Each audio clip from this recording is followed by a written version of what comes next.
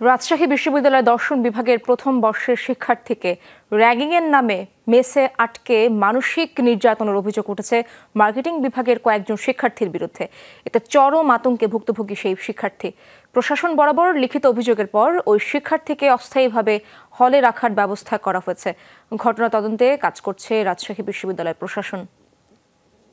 Dining জুড়ে সৌন্দর্যের পাহাড়, Italiano Opel glass, timeless elegance. Rajshahi বিশ্ববিদ্যালয়ের দর্শন বিভাগে ভর্তির সুযোগ পেয়ে মাত্র 4 দিন আগে নগরীর একটি মেসে ওঠেন মোহাম্মদ রকি। মেসে থাকা অবস্থায় র্যাগিংয়ের অভিযোগ তুলেছেন তিনি। তার অভিযোগ, সোমবার রাতে ক্লাস শেষে মেসে ফেরার পর রাতে মার্কেটিং বিভাগের একদল শিক্ষার্থী তাকে একটি রুমে ডেকে নেয়। র্যাগিংয়ের এক পর্যায়ে তারা বুয়েটের আবরারের মতো হত্যার হুমকি দেয়। সিনিয়রদের সিজিপিএ জানতে বলে, তারপরে হলের গেস্ট রুমে নিয়ে আদর আপ্যায়ন করতে চাই। এরপরে আমার মাকে শেষবারের মতো কল দিতে বলে এটাই শেষবারের মতো কল দিয়ে কথা বলে নে। এরপরে হয়তো আর কথা না হতে পারে, তো আর তোর মার থেকে মাপটাপ চেয়ে নে, যদি কোনো ভুল ত্রুটি করে থাকি তাহলে আমাকে মাফ করে দিও মা, এভাবে বলে ওনারা। আমি কল দিতে রাজি হই নাই। এর পরবর্তীতে ওনারা আমাকে বলে যে আবরার ফাহাদকে কীভাবে মারা হয়েছিল জানিস? আমি বলি জি ভাই, পিটিয়ে মারা হয়েছিল। যদি ওভাবে তোকে মারি তখন কি করবি?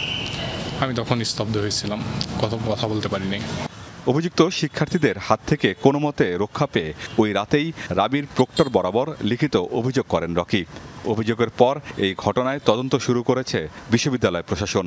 যে ডিপার্টমেন্টের শিক্ষার্থী র্যাগিং শিকার এবং যাদের বিরুদ্ধে অভিযোগ করছে, 2 ডিপার্টমেন্ট এবং আমরা প্রক্টরের, এই 3 বিভাগ আমরা কাজ করছি এই বিষয়ে অনুসন্ধান করার জন্য।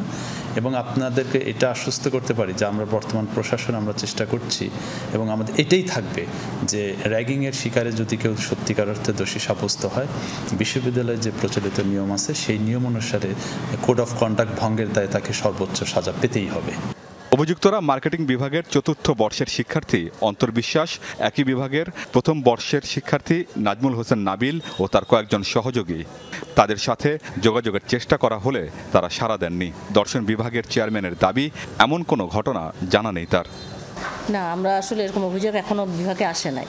আসলে অবশ্যই আমরা পদক্ষেপ নেব এবং আমরা প্রথম দিন যখন ওরিয়েন্টেশন ক্লাস নিই তখনই আমরা বলে দিয়েছিলাম যে যদি কোনো কারণে কেউ র্যাগিংয়ের করে তোমরা আমাদের জানাবা, আমরা সেটা ব্যবস্থা নেব।